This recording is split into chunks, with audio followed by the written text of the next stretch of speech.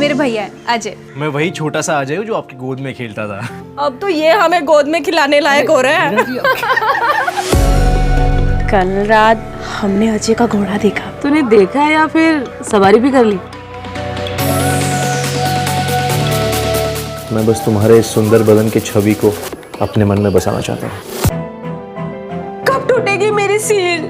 तो दोस्तों, जैसे कि आपने पार्ट 1 में देखा किस तरह निम्मी अपनी सील तोड़वाने की कोशिश करती है, लेकिन निम्मी की सील नहीं टूट पाती है। तो आइए देखते हैं कि पार्ट 2 में क्या होता है। शुरुआत में हम देखते हैं कि निम्मी अपनी सहेली कोमल के घर शादी की तैयारियां करवाने के लिए जाती है। तो कोमल की मामी और बेला सुहाग रात के बारे में कोमल को बता रही थी। तो निम्मी चुपचाप खड़ी होकर सुन रही थी और मन ही मन दुखी होती है, क्योंकि निम्मी के मांगलिक होने के कारण उसकी शादी नहीं होती है। तभी कोमल की मामी निम्मी से बोलती है, शांत क्यों खड़ी है, कुछ बोलती क्यों नहीं? तो निम्मी बोलती है, मैं क्या बोलूं, आप लोग ऐसी गंदी बातें कर रही हो। बेला निम्मी से कहती हैं कि हम शादीशुदा औरतें तो ऐसे ही बात करते हैं, और तुम क्या जानो, ये सब तुम्हारी तो शादी ही नहीं हुई है। तो निम्मी दुखी होकर वहां से बाहर आ जाती है। तभी वहां पर कोमल के भाई की एंट्री होती है। उसको देखते ही निम्मी के मन में लड्डू फूटने लगते हैं, और जैसे ही कोमल का भाई निम्मी को देखता है, उसको निम्मी से पहली नजर में ही प्यार हो जाता है। कोमल के भाई राज की सबसे मुलाकात होने के बाद बेला बोलती है कि कितना बड़ा हो गया राज, जिसे हम गोदी में खिलाया करते थे।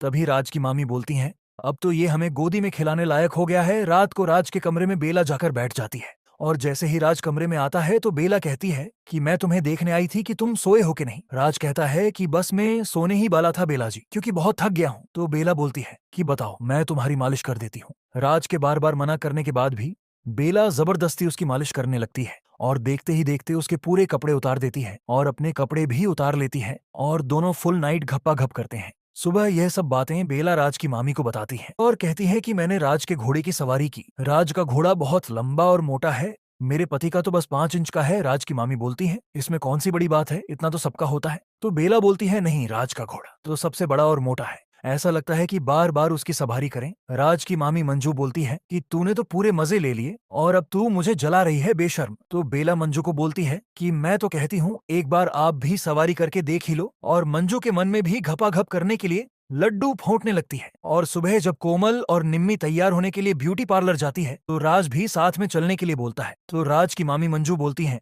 वहां तुम्हारा क्या काम, तुम घर पर मेरी मदद करना। जब घर के सब लोग इधर उधर काम में व्यस्त हो जाते हैं तब राज की मामी राज को अपने कमरे में बुलाती है और राज से ब्लाउज की लेस बांधने को कहती है, और इसी बहाने से राज के करीब जाकर उसके साथ घपाघप कर लेती है। ब्यूटी पार्लर से आने के बाद कोमल को उसके बॉयफ्रेंड का फोन आता है और वह कहता है कि मैं एक बार तुम्हारे साथ शादी से पहले आखिरी बार घपाघप करना चाहता हूँ। और कोमल उसके साथ घपाघप करने को तैयार हो जाती है और इसके लिए अपनी सहेली निम्मी से मदद मांगती है। निम्मी अपनी सहेली की मदद करने के लिए तैयार हो जाती है। तभी कोमल अपने घर के पीछे वाला दरवाजा खोल देती है और कोमल का बॉयफ्रेंड आता है और दोनों फुल नाइट जमकर घपाघप करता है। अगली सुबह राज जब खुले मैदान में एक्सरसाइज करता है तभी नहाकर उसके सामने से निम्मी निकलती है और राज निम्मी को देखकर उसके करीब जाता है। राज निम्मी का हाथ पकड़कर उसे अपनी ओर खींचता है और उसे किस कर देता है। राज की बहन कोमल यह सब देख लेती है और राज्य से इसके बारे में बात करती है और बोलती है, क्या तुम मेरी सहेली निम्मी को मेरी भाभी बनाओगे? तो राज अपनी बहन से कहता है,